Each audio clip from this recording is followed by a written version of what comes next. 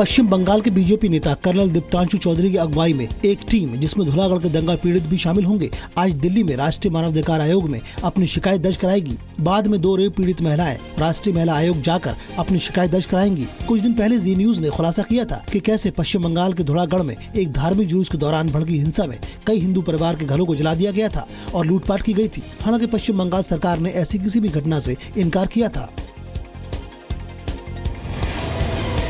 आज से शुरू हो रहे तमिलनाडु के विधानसभा सत्र में जलीकट्टू का मुद्दा छाए रहने की उम्मीद है। AIADMK सरकार जलीकट्टू के आयोजन के लिए अध्यादेश की जगह एक विधेयक लाने और PCA कानून में संशोधन करने की तैयारी में है। ऐसा माना जा रहा है कि विपक्षी दल DMK और उसके सहयोगी कांग्रेस और IUML भी सरकार के इस विधेयक का समर्थन कर सकता है। विधानसभा का यह सत्र छोटा है और ऐसे वक्त हो रहा है जब पूरे तमिलनाडु में जलीकट्टू को लेकर विरोध प्रदर्शन हो रहा है। दिवंगत मुख्यमंत्री जयललिता के निधन के बाद पहली बार विधानसभा सत्र हो रहा है। वहीं कल तमिलनाडु के अलग अलग हिस्सों में जलीकट्टू का आयोजन किया गया। इस आयोजन के दौरान 2 लोगों की मौत हो गई, जबकि कई लोग घायल हो गए। मदुरई के अलंगनल्लूर में बड़ी तादाद में लोगों ने स्थानीय समाधान की मांग करते हुए जलीकट्टू के आयोजन से इनकार कर दिया, जिसकी वजह से मुख्यमंत्री पनीरसेल्वम को बिना उद्घाटन किए ही चेन्नई लौटना पड़ा।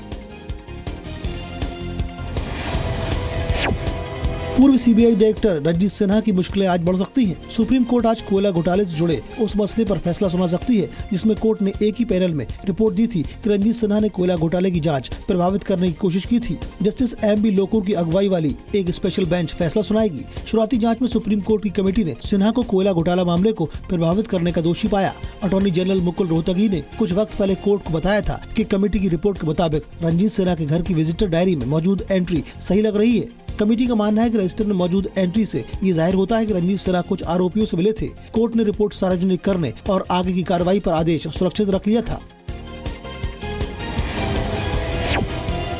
बीजेपी ने यूपी विधानसभा चुनाव के लिए दूसरी लिस्ट जारी कर दी है। इस लिस्ट में तीसरे, चौथे और 5वें चरण के लिए 155 उम्मीदवारों के नाम हैं। हालांकि बीजेपी की इस लिस्ट में परिवारवाद की झलक दिख रही है। इसमें कई नेताओं के बेटे बेटियों और यहां तक कि पोतों को भी टिकट दिया गया है। गृह मंत्री राजनाथ सिंह के बेटे पंकज सिंह को नोएडा से टिकट दिया गया है, जबकि पोते समेत कल्याण सिंह के 4 रिश्तेदारों को इस बार टिकट दिया गया है। वहीं लालजी टंडन के बेटे सांसद हुकुम सिंह की बेटी, प्रेमलता कटियार की बेटी और बृजभूषण शरण सिंह के बेटे को भी बीजेपी ने उम्मीदवार बनाया है। बीजेपी अब तक कुल 304 उम्मीदवारों का ऐलान कर चुकी है।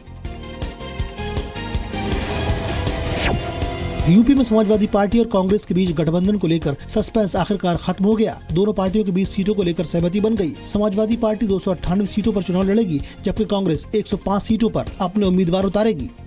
जो उनका प्लेज है कि हम कम्युनल फोर्सेस को हराएंगे, वो अपने आप में बहुत ही सराहनीय है। समाजवादी पार्टी ने इसे सीटों का बंटवारा नहीं बल्कि यूपी में नई राजनीति की शुरुआत बताया है।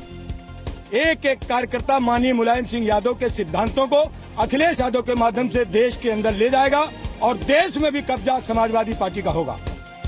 वहीं समाजवादी पार्टी ने चुनाव के लिए अपना घोषणा पत्र भी जारी कर दिया। मुलायम सिंह यादव की गैर मौजूदगी में जारी हुए इस घोषणा पत्र में स्मार्टफोन और 1 किलो घी से लेकर महिलाओं के लिए प्रेशर कुकर देने का वादा शामिल है। JDU की कोर कमेटी आज पटना में पार्टी अध्यक्ष और बिहार के CM नीतीश कुमार की अगुवाई में नोटबंदी की समीक्षा करेगी। आज दोपहर होने वाली इस बैठक में 500 और 1000 के नोट पर लगाई गई रोक के नतीजे की समीक्षा की जाएगी। नीतीश कुमार अब तक PM के नोटबंदी के कदम को सही ठहराते आए हैं। हालांकि महागठबंधन सरकार में शामिल उनकी सहयोगी पार्टी RJD इसे गलत बताकर लगातार इसका विरोध कर रही है।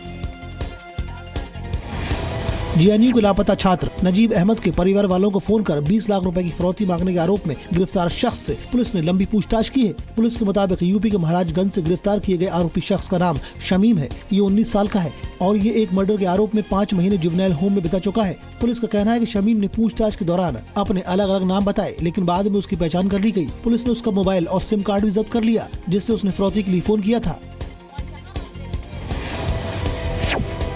दिल्ली में आज राजपथ पर रिपब्लिक डे परेड की फुल ड्रेस रिहर्सल है। इस वजह से सुरक्षा के पुख्ता इंतजाम किए गए हैं। दोपहर 12 बजे तक नई दिल्ली और सेंट्रल दिल्ली के कई रूट आम नागरिकों के लिए बंद रहेंगे। राजपथ को भी बंद कर दिया गया है। Full dress rehearsal Vijay Chowk से शुरू होकर राजपथ, इंडिया गेट, तिलक मार्ग, बहादुर शाह जफर मार्ग, नेताजी सुभाष मार्ग होते हुए लाल किला पर खत्म होगी। लिहाजा आज और 26 जनवरी को दोपहर 12 बजे तक ये रूट बंद रहेंगे। सुबह 10:30 बजे से 12 बजे तक तिलक ब्रिज रेलवे स्टेशन पूरी तरह बंद रहेगा। इस दौरान यहाँ से गुजरने वाली ट्रेनों को उसके आगे और पीछे के स्टेशनों पर रोक दिया जाएगा। इस समय गुजरने वाली EMU भी रद्द कर दी गई है। फुल ड्रेस रिहर्सल के दौरान रास्ते में पड़ने वाले मेट्रो स्टेशनों को सुरक्षा लिहाज से बंद कर दिया गया है। आज फुल ड्रेस रिहर्सल की वजह से पटेल चौक, केंद्रीय सचिवालय, उद्योग भवन, मंडी हाउस, प्रगति मैदान और ITO मेट्रो स्टेशन प्रभावित रहेंगे।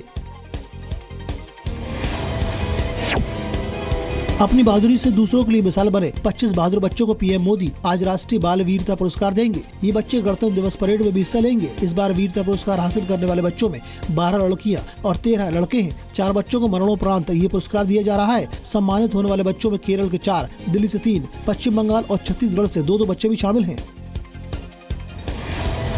जी जयपुर लिटरेचर फेस्टिवल में जी न्यूज पर रात 9 बजे टेलीकास्ट होने वाले खबरों की दुनिया के नंबर 1 शो DNA की गूंज सुनाई दी। सभी ने एक सुर में इसे अपना पसंदीदा शो बताया।